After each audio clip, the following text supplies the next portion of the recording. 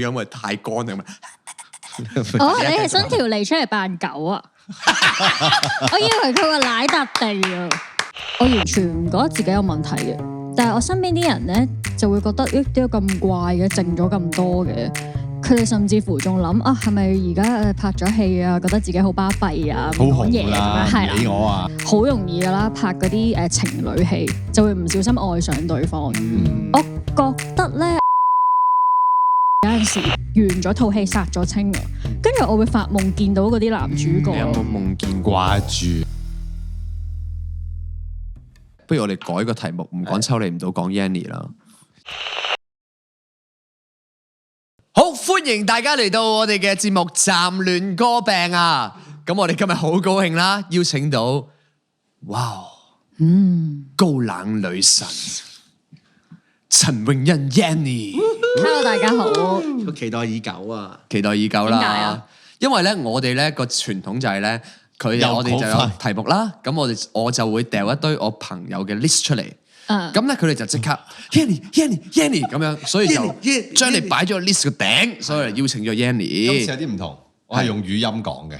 哦 Yanny 咁錄咗喺個 group 度嘅。冇錯，試下揾翻出嚟。如果你哋有講大話，好大鑊，你哋要剪翻你嗰條聲出嚟。唔係喎，其實可以自己再錄嘅啫。琴日我睇你真係問到先，因為我唔記得。嗱，點解我會唔記得咧？就係因為 Yanny 咧，其實原本係我哋第一個嘉賓嚟嘅。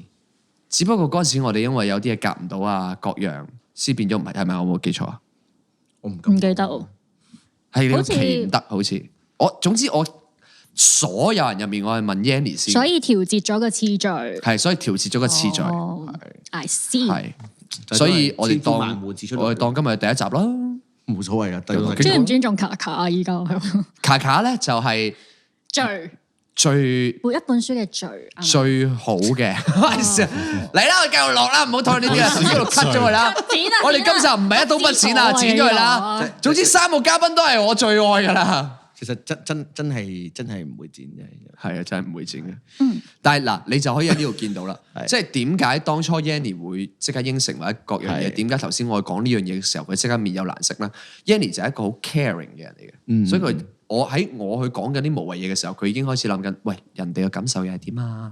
各樣嘢，呢個就係我哋認識嘅 Yanny。真係好 sweet，因為我唔認識 Yanny 啦，即係我係認識 Yanny 啦，但係就即係唔係真人認識 Yanny，即係一面之緣。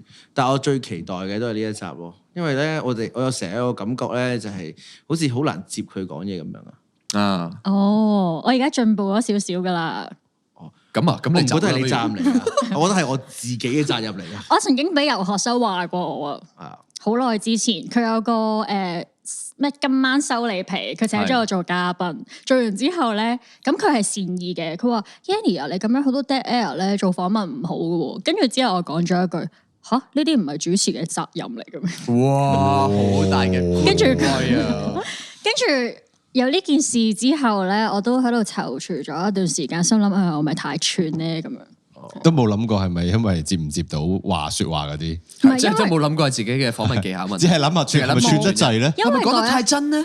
我嗰一刻淨係諗住真係做嘉賓啫嘛，我邊度諗幫佢做節目要？但係其實可能阿修嗰一刻就係講緊你成個演藝嘅形象。係佢係為我好嘅，所以我咁樣答佢，佢都 O 咗一下嘴。你冇再覆過你啦。佢應該唔記得咗噶啦。咁你而家依然喺試當真啦，你哋大家冇嘢啊，係啊，冇嘢嘅。我哋翻BBO 度先啊。好多佢嘅風格嘅。咦，想聽？好，我哋翻嚟。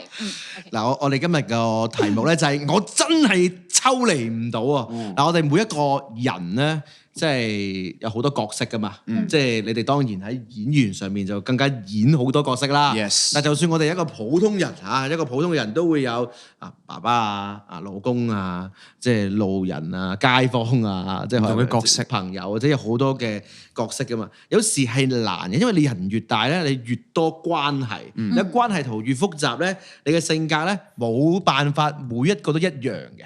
但假設咗個例子，你係一個老師，你喺學校咧，你就要好斯文、好有禮。但你一出街同啲 friend 就屌晒老母嘅，你難㗎都，即係呢啲就係抽離唔到嘅一啲例子啦。咁佢哋唔係反而係抽離到咩？即係佢冇 keep 住個老師身份去對住你咯。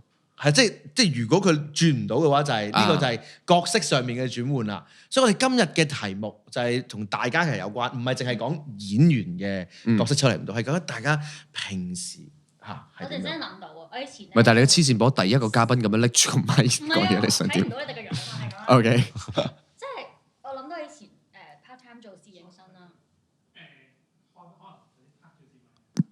Hello，有啊我突然之間諗到啊，我以前part time 做侍應生啦，我走去望住人哋眼神交流，我就會歡迎光臨啊，唔係侍應生，即係買嘢嗰陣時嘅，係啊，即係會唔小心侍應生嘅唔記得咗自己已經放咗工咯，跟住同人眼神對交流嘅時候就會咁樣，啲人覺得咁樣咯。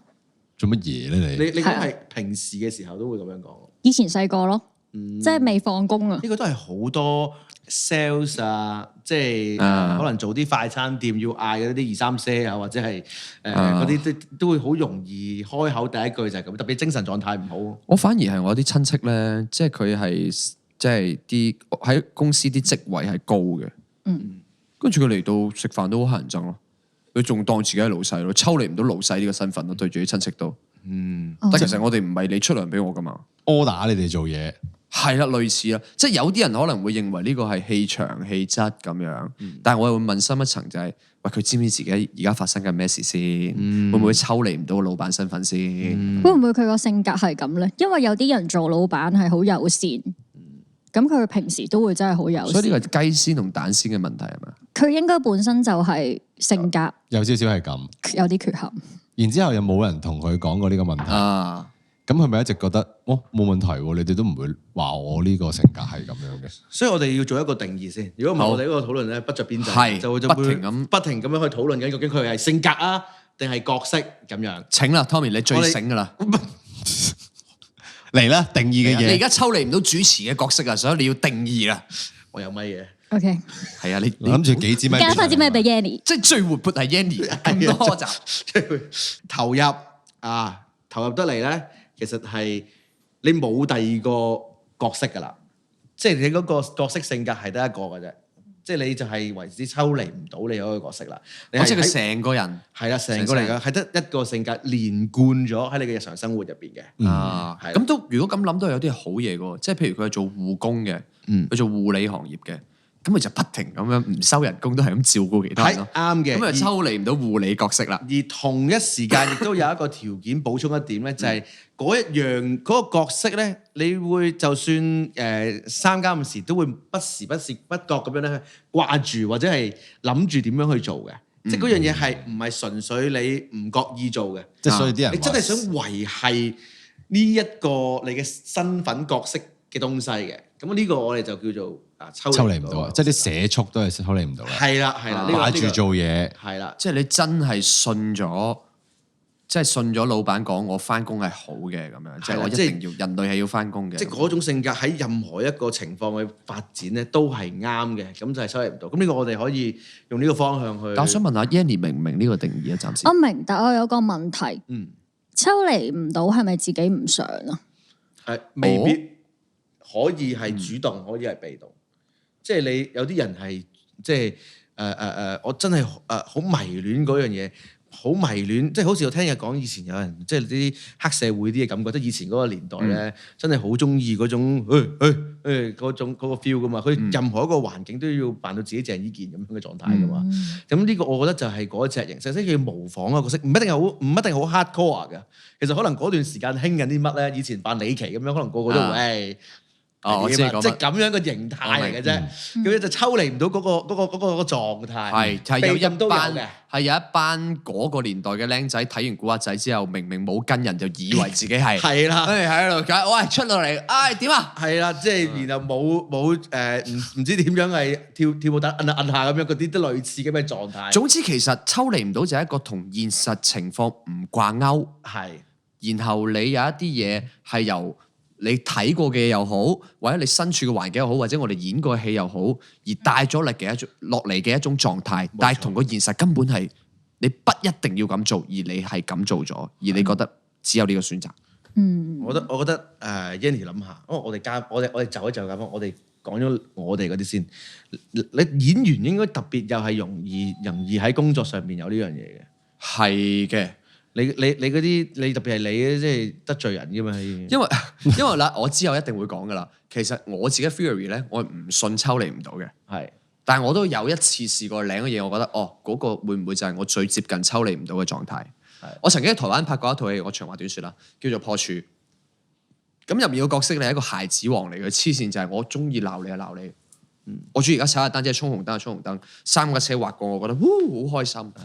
癲嘅角色嚟嘅，咁我嗰陣喺台灣拍戲，因為我越洋過去啊，所有姑喺台灣嗰啲全民好錫我，好湊我，佢哋俾我喺個日常生活入面都係嗰個角色嘅狀態，而佢哋 appreciate 呢樣嘢嘅。我哋成班，我同一個新嘅演員，一個老啲嘅演員，我哋大家一齊相處，我哋盡量都有角色咁樣去相處。嗰套戲我拍得好開心，然之後我翻嚟香港，啱拍完，我去一個 casting，大導演 ，it's a big director，I can't tell who， 又出現呢個情況。你知唔知上一集係咩意思啊？我有睇嚇，你知唔知係咩意思啊？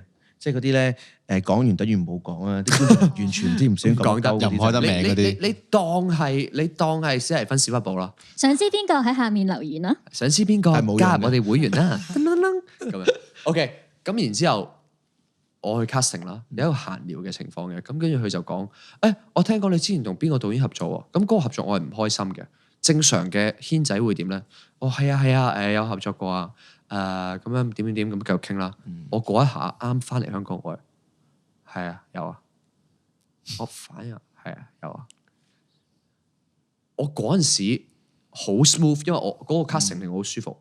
但我一落樓下，我就同經理人講：頭先咪好串啊！死啦！我有啲問題啊！哇！呢個自覺都算快喎，你真係搭咗層 lift 嘅啫喎，其實都係。因為我其實係一個好醒悟嘅人嚟嘅，每一次即係 even 可能觀眾會留言話：喂，佢咁樣太串，咁樣太多講乜。其實你係講經咩？我做完嗰個訪問，我自己已經即刻 refresh 咗噶啦。我做完嗰一集，我自己已經即刻諗咗噶啦。當然，你哋嘅留言亦都係我更加好嘅一個 judge，慢慢去睇啦。咁樣，我認真講嘅呢個位都。但係嗰一下我就專心。我覺得Yandy 嘅反應係唔少香嘅治到唔少軒啊。係佢治到我，治到你啊！之前嗰兩集嘅主持都係要我去幫一幫，今次係 Yandy 係真係治我嘅。係。咁但係就係嗰一個 moment，我唯有一次就覺得，有啲嘢我抽離唔到。而我覺得呢個係咩咧？因為我哋去進入一個角色。我哋係挖掘一啲我哋平時唔係咁樣，而嗰個人有佢嘅經歷之後，佢可以咁樣去對生活而好舒服嘅狀態。永遠我咩都唔驚，我衝紅燈，我鬧人係最舒服。我享受嗰個狀態之後，我翻到嚟，我冇即刻 realize 翻我本身應該係點。呢個就係我自己抽離唔到嘅經驗。咁點樣查啊？有冇得查啊？呢個？你着發覺瀨嘢嗰個 casting 又唔中咁樣，一定唔中噶啦，一定瀨嘢噶啦，冇得兜噶啦，嗰啲死嚟噶啦，係啊，死症嚟嘅。咁咪 bear 咗嗰樣嘢之後，即係有咗個懲罰之後，就慢慢再 turn 翻咯。我覺得我可以講一個俾大家分享下就係咧，即係因為我以前同我老婆一齊做嘢噶嘛，即係又既係同事，又既係伴侶咁樣啦。咁咧你其實你係即係有好多人講就話即係工作嘅時候就工作，即係翻屋企就翻屋企啦。其實邊有可能發生得到啦 ？Exactly，即係唔可能出現嘅呢件事。而最尷尬嘅就係，即係我始終都係上司，佢係下屬噶嘛，喺公司嘅層面上面。而調翻轉亦然啦，喺屋企佢就係上司，我就係下屬啦。咁到底係邊個抽離唔到咧？真係難抽離，其實大家都難抽離。咁又會出現啲咩情況咧？會出現嘅情況就係，即係喺屋企嘅時候。我就當咗佢係下屬咁樣去處理啦，即係喂，你唔可以咁樣嘅喎，呢啲完全唔係咁搞嘅喎，呢啲嘢唔係咁樣就唔使咁煩嘅，拖地唔使咧，就洗完一次又要再過水啊，然後再拖，唔使搞啊，一次得㗎啦，留翻星期一次。好多嘢想講嘅，講拖地。拖地王啊！你係家務王。其實我好想插好多嘴，但我要專心聽。你可以插㗎，你可以插，因為成日呢個節目都係主持插大多嘴，但係如果嘉賓插好多嘴咧，觀眾係中意睇嘅。我驚黑人陣，我驚啲人話 Yanny 可唔可以俾人講埋先啊？呢個節目個名叫插嘴王啊，係啊，叫做暫亂歌病，暫亂歌病。所以你插啦，係插啊。好啦，而家開始啦。繼續。我哋俾肥仔繼續講，但係跟住咧，然後就係講到邊度？講到拖地洗地，拖地洗地嗰啲啊，即係佢就係上司啦，唔係我就係上司啦，用咗上司嘅身份去同佢講話，你要咁樣做，你要咁樣做啦，咁樣。但係我想知你唔係用上司嘅身份同佢講家務嘅時候，你係點樣講嘅咧？咩態度咧？你會跪低，其實認真嘅，你喺屋企做嘅嘢，即係伸條脷出嚟。嗰啲就變佢咗哋奶笪地啊！唔係我哋插還插，唔好將繼續講唔好將自己平時嘅啲生活習慣咁容易套喺別人。喂，大家知道啦，吳兆軒平時喺屋企點樣同另一半講家務嘅時候就我飲好多水嘅，因為太乾啦嘛。你係伸條脷出嚟扮狗啊！我以為佢個奶笪地啊，即係拖地咁樣奶啊！哇！原來係扮飲得太多，我真係永遠敵唔過 Yanny 啊！你快翻你嗰度先。拖地啊！如果拖地唔好用幾多，要好似我咁扮隻狗。用條脷舐乾淨就遞佢。黐線佬啊！呢個真係又講到邊度啊？你頭先都係拖地開始啊！太吸引啦！ OK，就係講話咁，你唔係用上司嘅態度嘅話，你平時家務你會係點樣同？其實我係應該唔好咁執着嘅，即係佢搞咪佢搞咯，由佢咯，就唔應該 judge 係即係唔係做嗰啲唔好講咁多。係啦，即係你已經唔使做㗎啦係啦，即係總之你唔好做，你唔好理。即係例如我煮飯點煮，你又唔好理。你因為你唔好 Exactly 應該係咁樣嘅。但有時就係抽離唔到咗嗰下，管咗。哦，因為你係 boss 本身係啦，boss 咗。好啦，調翻轉亦然喺公司做嘢啦。喺公司做嘢咁。平時即係當你係我嘅下屬啦，喂，要你改啦，呢啲係一定要改嘅。就算你唔鋸，你都唔會用啲好難聽嘅言語㗎，因為始終都係上司下屬嘅關係嘛，係咪先？咁但係如果你將咗屋企嗰個關係擺入我去咧，想估佢老婆係點啊？你改咯，係咪嗰啲 exactly 佢有試過，佢有試過係咁。點會改唔到啊？咁你諗㗎嘛？呢啲一係唔好做咯。佢咁樣講，係你都類似一個狀，但係其實佢都係抽離唔到啫，即係佢抽離唔到將屋企嗰個搬出嚟。即係佢用咗老婆嗰個角色去同你發脾氣。係問題。有冇同事係側邊先呢個情況？有㗎，有時係難重點嚟嘅，重點嚟嘅。因為其實有時就係唔係我哋理智梗係知道要控制啦，往往就係一啲上頭啊嘛，即係。好趕啊！你嘅時候，跟住然後就會用咗呢啲嘅狀態咯。然後其他人見到就會，唉，又鬧交啦！你哋又咁樣啦。我知道點解佢會咁容易發出嚟啲脾氣，因為正常如果真係單純嘅上司下屬咧，你係唔會咁頂嘴噶嘛。係啊，但係因為你親人啊，或者油啲就得。你親人咧就會好容易發脾氣，因為你全世界一定係最容易發脾氣就係屋企人噶啦。所以肥仔應該要俾10年前嘅自己一個忠告。混血肥仔冇好喺度食，唔好喺度屙，咁就唔會發生呢啲問題啦。咁我又唔同意。如果唔係做到呢件事，我點會得到一個我咁中意嘅老婆咧？嗱，估到你兜到我先咁講嘅。衰鬼！耶！你個衰鬼啊！呢 part 要剪走佢，唔好俾佢攞分，唔好俾佢攞分。係，你俾佢講定你講先啦，諗住。Annie 講先咯。你想講？ Yanny 講一個。俾你講先啦，我要做壓軸。哇！我要講咩先？我係而家係咯，其實而家講係咯，要講咩？唔係講少少自己簡簡單單嘅啲。係啊，抽離唔到嘅事。抽離唔到嘅事，其實我疑問都得嘅，疑問都得嘅。疑咩啊？疑問都得嘅，你疑問啊！我今日好想問啊，代觀眾問，我亦都好想知，請就係即係你哋做戲成日講話抽離唔到，咁入咗去點樣何謂入戲？入咗戲嗰個狀態其實係點嘅咧？我入咗戲，我以為你入咗去邊？咩啊？應該蝦條有少少經歷，即係我以為我係咪入過咧？即係何謂入戲咧？啲人成日話啊，你入戲啊，入咗戲啊，抽離唔到，咁觀眾唔明啊嘛？係咪每個人嘅入戲嗰個感覺都唔同，定係點樣嘅咧？哦，Yanny，你我覺得每個人嘅性格都唔同嘅，同埋睇下你嗰個時間性同埋一個角色深唔深刻咯，同埋同對手夾唔夾有好多咯嘅狀況嘅。但係我偏向唔覺得話咩抽唔抽離唔到嗰樣嘢，因為你日子咁樣過咧，好快就退去咯。但係我之後發現啊，其實我有2件事可以分享。其中一件咧就係我之前第一部電影我係拍鬼片嘅，我翻到嚟咧，我完全唔覺得自己有問題嘅。但係我身邊啲人咧就會覺得，點解咁怪嘅，靜咗咁多嘅？佢哋甚至乎仲諗啊，係咪而家拍咗戲啊，覺得自己好巴閉啊，唔講嘢咁樣，係啦。我啊！但係原來可能係關於個角色好沉重，同埋都幾有壓力嘅事，所以翻到嚟個人都唔識點樣去排解啊咁樣啦。咁呢個覺得係基本啲嘅。咁另外就係嗰啲好容易噶啦，拍嗰啲情侶戲就會唔小心愛上對方。我覺得咧，我從來都唔會俾自己咁做嘅，因為我哋有演員道德噶嘛。咁但係直到有陣時完咗套戲殺咗青啊，跟住我會發夢見到嗰啲男主角。你有冇夢見過？掛住啊！有唔係，我都有夢見過你。但我想問夢見但係啲咩？我係初期嘅。夢見啲乜嘢嘅？即係冇好出。冇好過分嘅嘢嘅，因為我哋個角色都冇過分嘅畫面，我都冇拍過啲好激情嘅嘢嘅，但係純粹就會，點解成日發夢見到佢嘅，我就會覺得好怪。你就以為自己好掛住。講直啲，即係我講啦，嗰個唔會係春夢嚟嘅，因為咧，我哋拍嘅戲。我哋嗰啲劇發生嘅嘢，永遠喺我哋嘅潛意識或者喺我哋嘅感受最深嘅，係啲好純愛嘅嘢嚟嘅。所以真係可能我自己啦，我自己嘅經歷就係你喺尾嗰度嘛，我反而喺前中段，我喺前中段嗰度，我夢到個女演員，我知係啦，我開始喺呢個角色度揾到呢個角色點樣中意佢。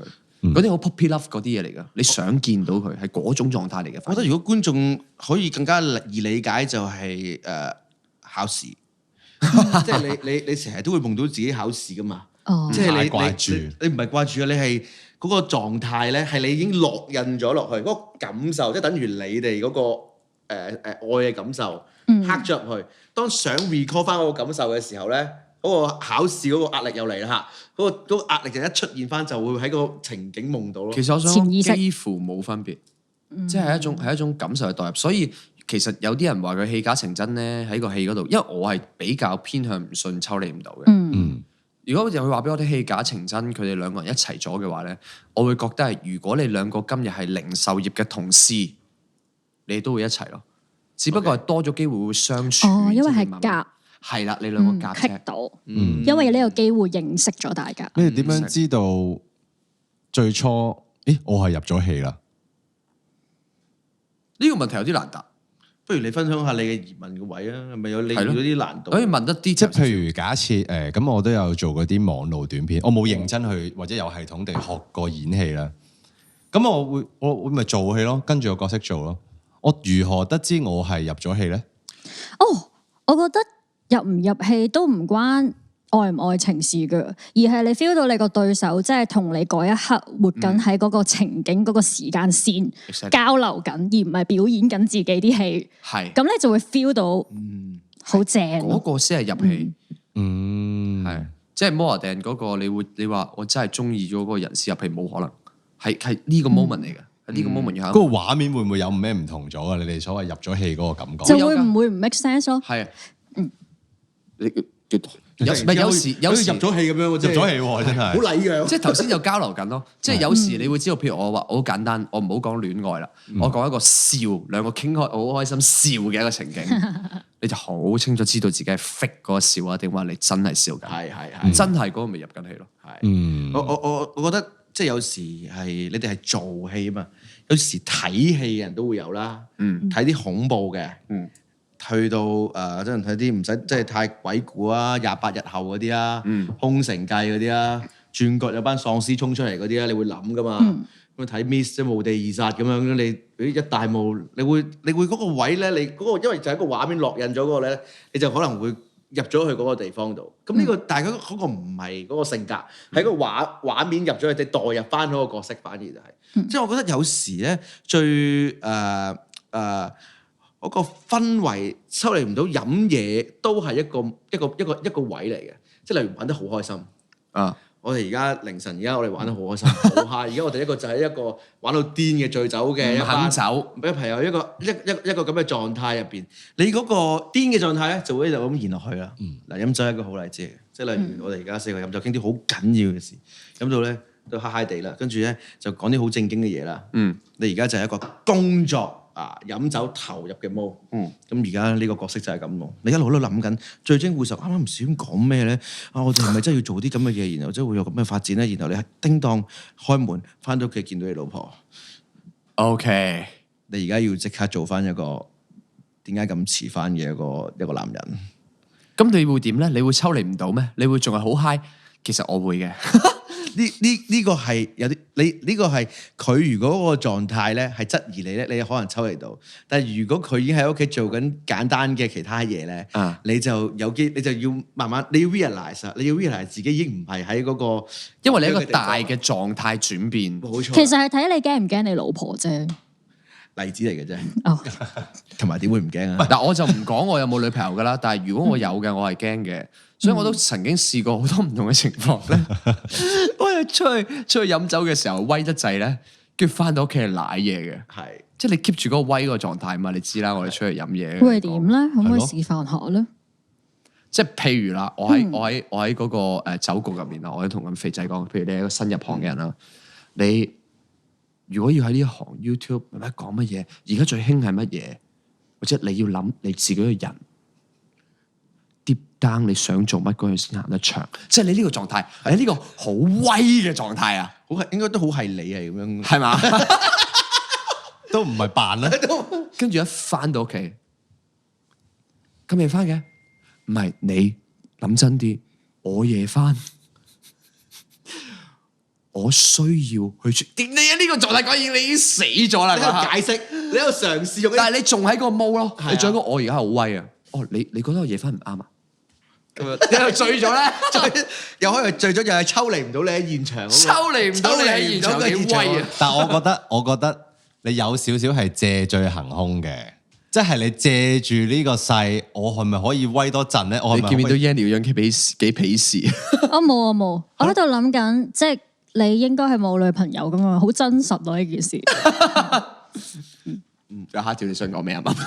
就係你借醉行兇咯，即係你借住我而家係飲大咗少少，我個氣又喺呢度啦，我翻到去你就將你呢種情緒發泄出嚟。嗱，咁我想講翻嗰啲話自己抽離唔到角色，中意咗個對手嗰啲人咧，都係一樣，借啲意，借啲意，好多時抽離唔到都係借。想繼續將呢個戲咧延續落去。根本你中意呢個狀態，即係其實以你嘅講法，可以唔一定講我嘅喎，唔係以你講法，即係我哋見到一啲戲假情真嘅例子，都純粹係因為佢哋喺愛情路上踏上咗嘅啫喎。係啊，我全部唔信噶，同個戲係冇關係嘅。因為你睇下前一集，有觀眾未睇可以睇翻前一集，我哋講過我哋嗰啲吻戲啊或者各樣嘢，其實我哋係一個好冷靜同埋一個好溝通，再係淨係純粹係個戲嘅情況發生噶嘛。咁所以呢啲身體接觸如果會多嘅，你問翻你自己點解咯。所以一係你承認你好 green，所以你撈亂晒所有嘢，你只係一個小朋友。另一樣就係你承認你根本就係本身就會中意呢個人。我係咁。但係又或者係中意嗰個角色咯，即係可能我 Yanny Chan 中意胡飛，係咁樣咯。即係我地產仔嗰個角色。係啊，係啦。當你分到呢樣嘢，你就唔會真係喺現實上同佢戲假情真咗，成為一個伴侶，或者甚至乎好多新聞就係出軌啊，之類嗰啲嘢咯。頭先阿軒仔講話佢翻到屋企會咁樣，有陣時我覺得所謂咩抽離唔到，都唔係違反你本身嘅嘢，其實係你潛意識你最 deep 嗰個自己，可能因為一個電影或者任何嘢去牽咗你呢一個形象出嚟，其實就係都係你咯。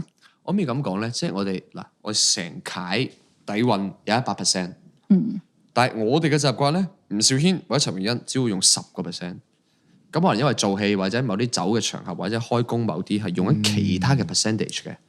但係咧嗰個位，因為你分唔到個現實係啲乜嘢，或者你太中意嗰10%啦，你就攞咗嗰度嚟用，呢個就係抽離唔到。同埋甚至乎，我覺得有啲嘢係唔需要抽離嘅，例如可能我做完某個角色，我突然之間一個人變到勁開朗或者好八婆仔，其實可能喺呢一個行業或者幕前啱用噶嘛，我留俾自己咯，唔抽離。其實可能都發展我個人格會有呢一面咁樣，融合咗，成長了。你哋有冇呢啲咧？有融合咗，真係有。有啊，有。開頭嘅時候好多嘅，我會自己話，因為我開頭嘅時候，我喺 APA 度，我開始接觸電影嘅時候，嗰啲角色我會好着重揾佢哋有啲咩 charm，因為我細個係一個好冇自信嘅人嚟嘅。咁我就將嗰啲 charm，佢哋 charm 嘅融入喺我人生入面，去令自己變成一個吸引啲、自信啲嘅人咁樣。咁呢啲抽離唔到係好事嚟嘅。呢個冷笑係唔係我覺得。突然之間講得咁正經，好唔似我哋平時啫。咁你哋有冇咧？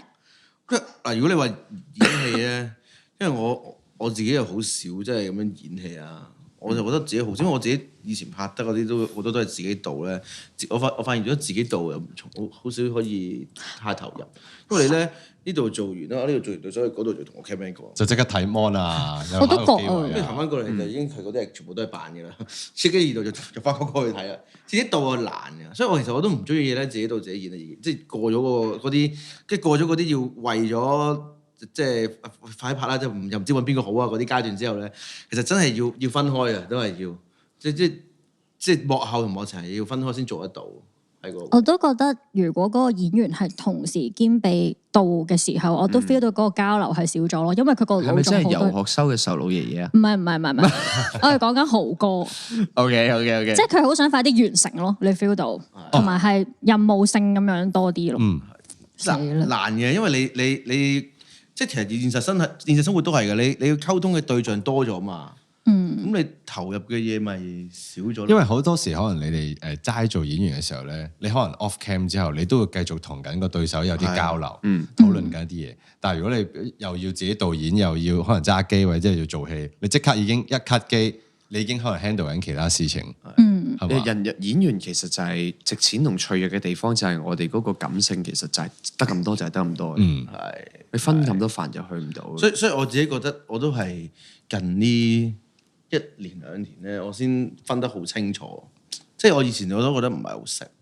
即係原來唔係就唔係，即係唔可以啊！即係我唔敢講自己完全唔可以做戲啦，但我覺得我自己係唔應該做戲咯。即係我應該我其實我自己係中意喺幕後睇你哋嗰個狀態。我導你一鑊啦，咩意思啊？我都想做導演啊嘛，我導你一鑊啦。咁係咪人人都可以有一識做戲嘅咧？即係可以有一個？梗係唔係啦。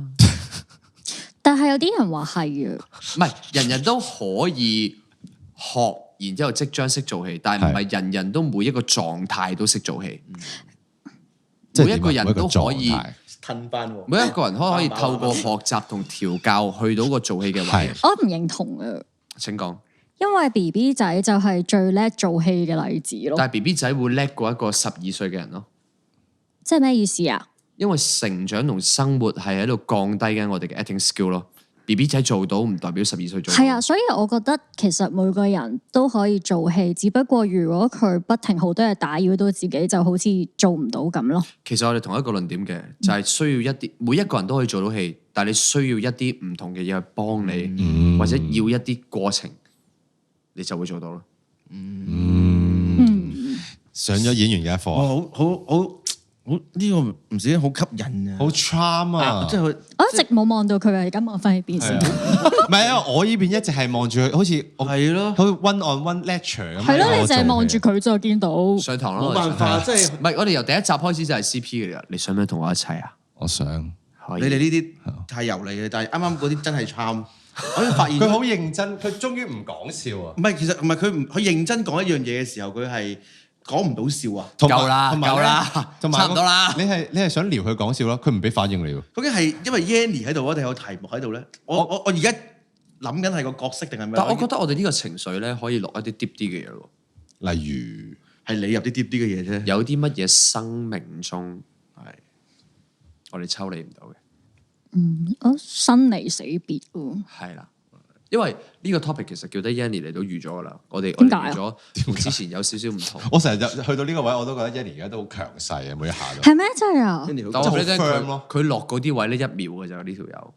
好強勢，完全唔理。好強勢咩？好 sharp 啊！你強勢，咁係咪令你好大壓力啊？你係做出嚟定係本身都係咁？喂，我好想問，你覺得自己係唔強勢嘅人嚟㗎？真係認真問。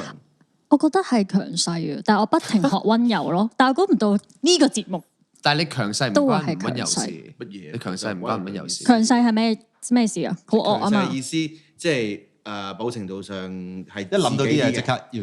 我諗到啲嘢，我自己想即刻表達，或者我咁樣諗，我 defense 即係未必。我唔認同喎，咁樣嗰啲啊，呢啲位啊。你係有冇令到你唔舒服啊？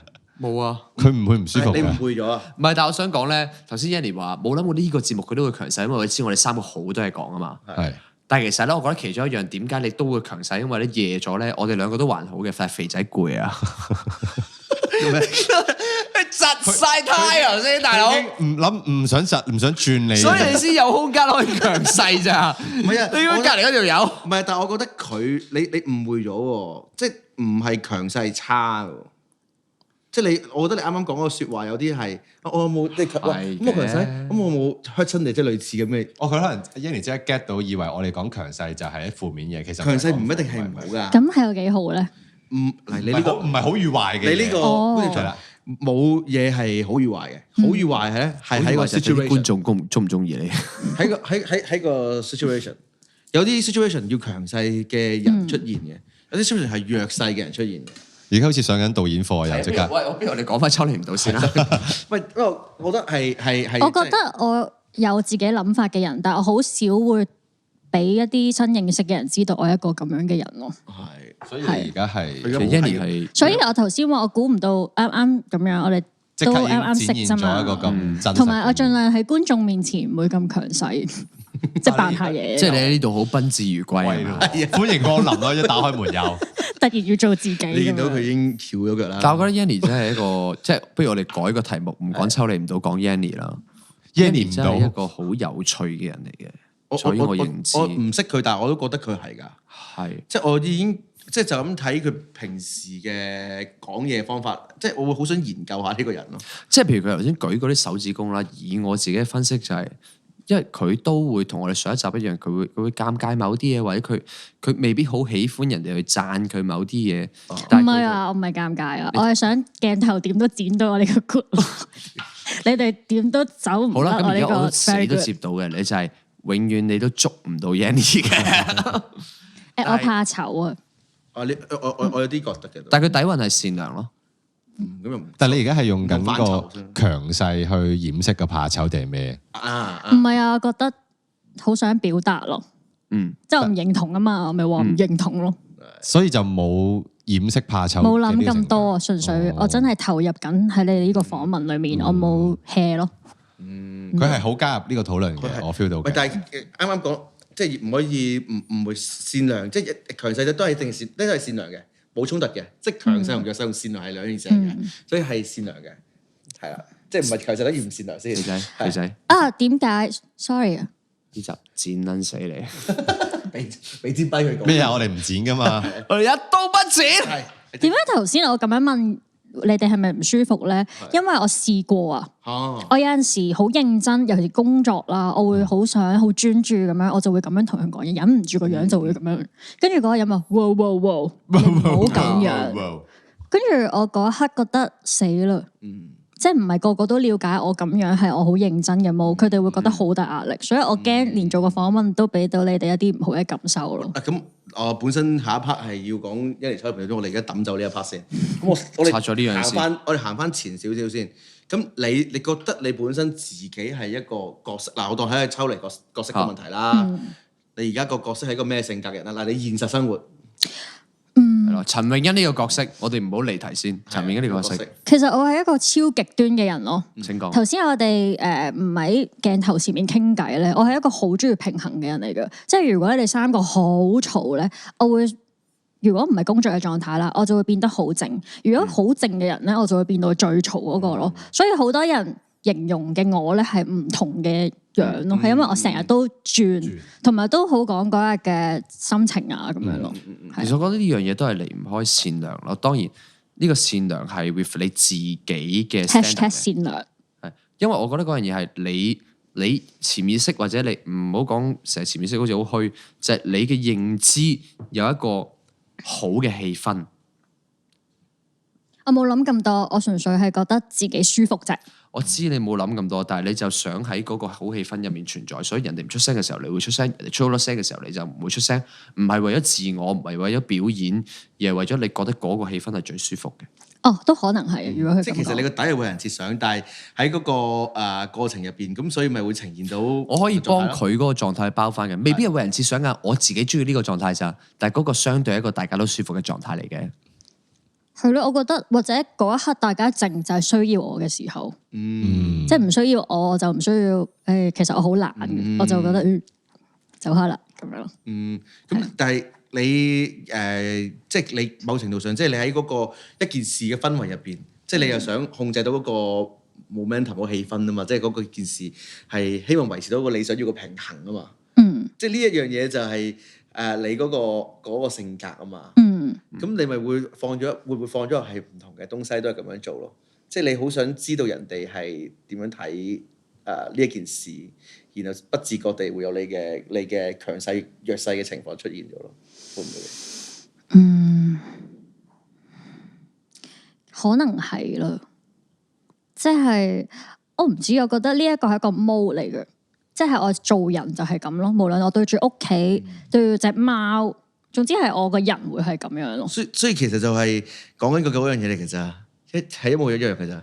即係嗰個而家嗰個角色，我係有呢一隻性格，即係現實生活嗰個人。即係好多觀眾可能都係佢就係我係一個樂觀嘅一個性格啊，我係一個強勢嘅性格啊，我係一個點樣嘅性格啊。但係其實佢放到去唔同嘅場景入邊，佢有啲位總會係有啲尷尬，或者佢驚其他人唔知點樣諗噶嘛，就係點樣處置喺嗰個氣氛入邊咯。但我想問就係你答埋先。係啊，我抽離唔到。其實我唔想咁樣，我都好攰。我就係想問咯，你攰唔攰啊？超攰啊！其實但係我控制唔到噶，即係例如有陣時我唔想做一啲嘢，我拒絕咗嗰個人。其實正常應該係我舒服噶嘛，可以做自己想。係你就會唔舒服。我好唔舒服。我非常之覺得我係好認同我覺得自己好多性格同你好唔一樣，但呢一樣嘢我都有啲類似點。我係一個咧，又係喺 say no 以前啦嚇，係一個我覺得我個角色係唔可以 say no 啊。因為可能我例如以前做一個老細啊，或者就算我喺讀書嘅期間係即係好似要 lead 住人咁啊。咁喺個過程入邊咧，我覺得咧你想點？你話俾我知啊，我幫你啊。我 lead 住你啊，咁樣。而有一日咧就係我自己突然間即係叮一聲醒咗，我唔記得咗嗰個情況係點，但係我突然間叮一聲醒咗，點解我要有呢個諗法嘅咧？即係點解我有呢個角色嘅咧？性格嚟嘅。點解我需要喂你點啊？你有咩？我幫你啊！其實人哋可能唔需要嘅喎，同埋其實可能冇用嘅喎對人哋，但我自以為咁樣係可以 lead 到人或者幫到人，即係表面上係好，實際上唔係好事嚟嘅，就強加咗好多自己嘅東西喺人哋度。呢個就係我喺有個位時候，叮一聲覺得自己太過着重喺自己嗰個人生嘅角色入邊咯。但我覺得呢個係一個性格嚟嘅。佢中意照顧人係咪啊？我唔中意我識嘅人失望啊。即係話，所以就話你嗰下字都辛苦㗎。因為你有一個自我形象，而難平衡㗎。佢哋眼中嘅你就會解決到呢啲嘢嘅人。即係我覺得啦，所以咪會喺度維係咯。或者係覺得人哋需要你咯。但係呢件事係有啲無謂噶嘛，即係其實你自視過高噶嘛，某程度上係等於係 ego 嚟嘅 ego 嚟嘅。係咁，所以我就係會褪咯。我而家呢幾年就係會覺得，即係一定要翻落嚟，即係唔好覺得自己咁重要先走開啦你。但可能你都要學呢個褪咯，人學唔到㗎。我覺得係作入血啦，就好似嗰啲人乜都唔理，你叫佢關心下，佢關心唔到。但係你有冇人生一啲 moment，譬如你我求其交，你對男朋友或者對你屋企人，你可以有嗰種放鬆嘅狀態啊？可能男朋友屋企人會好啲咯，所以我係極度需要放假匿喺屋企，一個人自我調節嘅人咯。就係要放棄乜都要平衡嘅嗰種狀態啦。係啦，我就最爽最舒服，我就極中意留喺屋企咯。我想同觀眾分享下，請講。對，我唔啱啊！做咩啊？我唔應該咁樣咯。冇問題㗎，冇問題㗎。呢度可以咁做，呢度可以咁做。你講埋先，我嗰個唔會甩嘅嗰個諗法。但係我唔代表唔中意人咯，即係我咁樣，我又好開心。講完啦。我就想同觀眾分享就係唔好覺得呢一種係假咯，即係唔好覺得佢呢一種狀態，佢對屋企人可以，但係出嚟佢自己都攰嗰樣係假。因為你可以分析下，有啲人你點樣可以稱呼佢作為假，就係佢嗰個身份永遠係幫自己加分嘅。永遠我講任何態度啊，任何諗法嚟幫自己加分，然後佢唔係咁諗，嗰啲叫做假。有冇少少例子咧？有少少即係例如即係例如讚自己叻咁啊？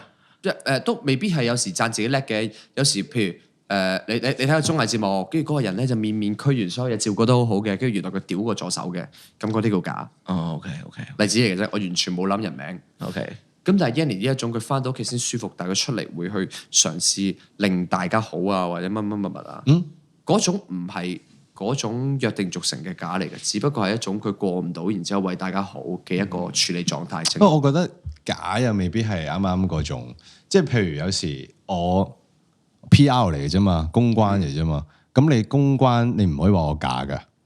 即係做人係咯，做人係要有公關噶嘛。即係我基於喂，我而家同大家嚟拍嘢，咁我有一定嘅禮貌。咁呢個禮貌你唔可以話我係假嘅喎。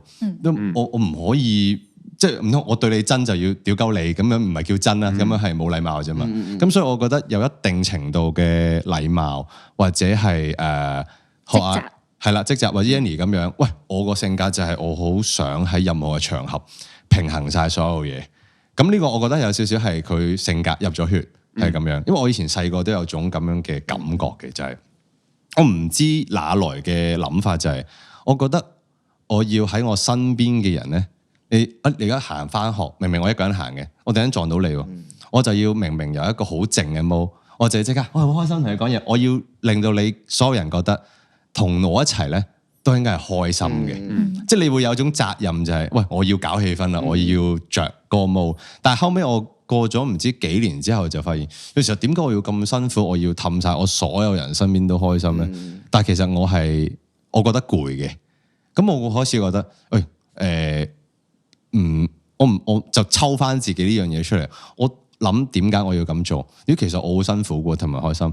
咁我就開始慢慢就係，我真係同你 friend。我同你夾啦，同你開心啦，我咪先同你講嘢咯。我同你係一般般嘅啫，我唔需要 try hard 去令人開心咯。佢係咁噶，即係我同佢最大嘅分別就係呢一個，即係一班人嘅圍內咧，佢唔熟咧，佢真係唔講噶啦。我真係睬你都嘥氣。係啊，係啦。跟住咧，我就係，點解你講啊？傾下偈啊，傾下偈啊。我費事你哋都太尷尬嗰個情況。但係你又係另一個狀態嚟嘅，即係有啲人係 try 佢個 best。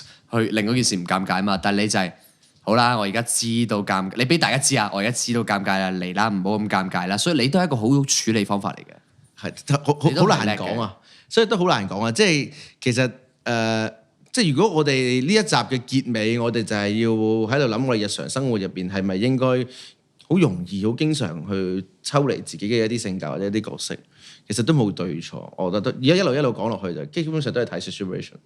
同埋我覺得睇書唔舒服咯，即係譬如如果 Yanny 咁，我哋旁人睇，哇你好辛苦啊 Yanny 你咁樣，咁但係 Yanny 佢自己都講啦，喂我已經我唔做嘅話，我都會好唔舒服。係啦，咁樣咁你咪唯有做啦。因為我哋講嘅都係好一啲我哋日常生活啦，我哋講大家自己個人嘅例子啦。嗱，準備嘅資料入邊咧，有啲係學術性。仲有啊，你啦喂。學術嘅嘢一抽離嘅意思咧，就係我哋用一個心理防衛機制，有時係有目的，有時係冇心嘅，有時係有心嘅。而呢啲嘅防護機制喺心理入邊咧，係有啲係符合一啲嘅道德標準。道德標準，唔出軌。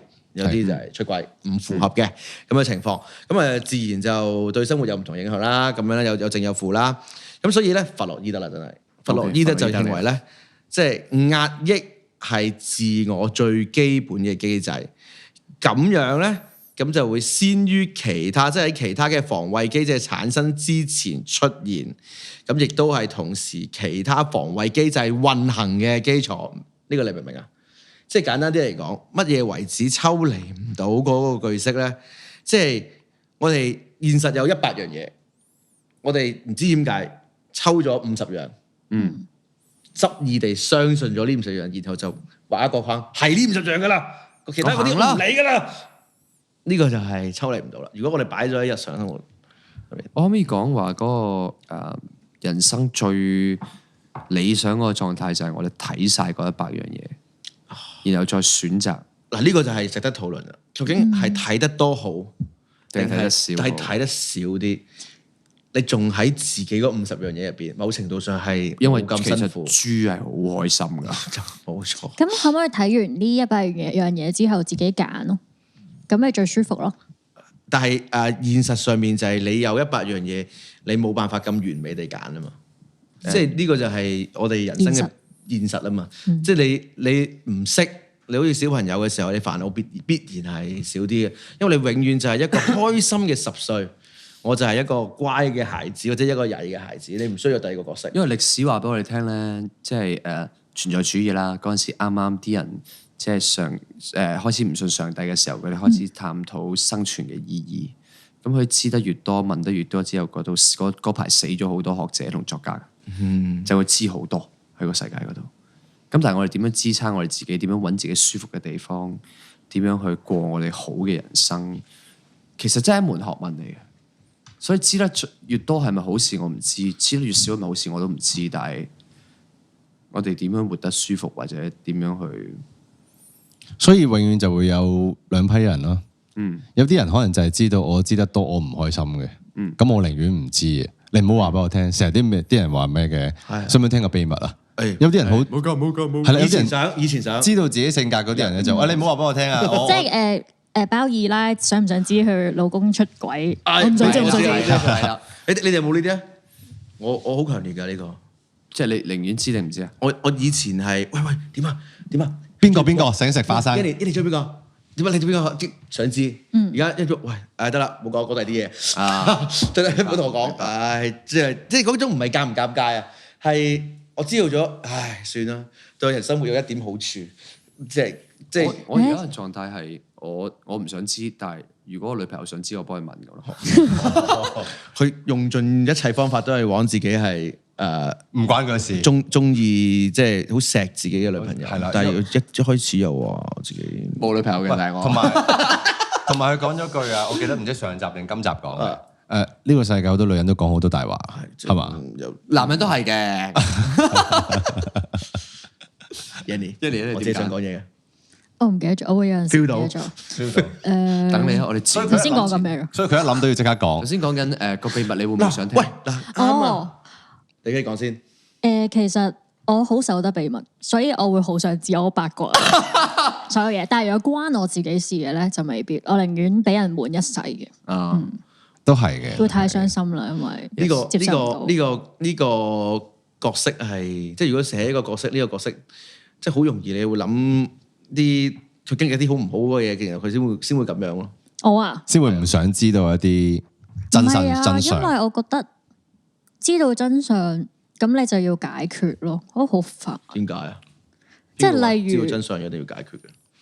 即係例如可能我50幾歲啦，有幾個小朋友啦，我老公可能對唔住過我一次啦，咁我寧願一世都唔知，我覺得我好幸福啊。咁我知道咗，但係我又唔分開，咁條刺永遠喺度，咁做乜啊？真相嗰啲時候真係寧願係唔知嘅，係唔係？但係我都相信有啲人啲性格就係我知咯，我寧願反佢台，咁都一定會有嘅。但啱啱黑條講嗰樣嘢，你好啱。你如果係嗰啲咧，一下就唔記得咗，咁梗係要即刻講啦，黐線。係啊，所以你咪即刻講咯。即係如果啊，你即刻講，覺得你唔好啊，係其他人唔體諒你嘅。因為如果呢一刻咁啲人就晒我啊，唔俾你，唔係就你，係一個基本嘅交流。如果嗰刻你唔講嘅話，我就咪全日都聽唔到你講咩咯。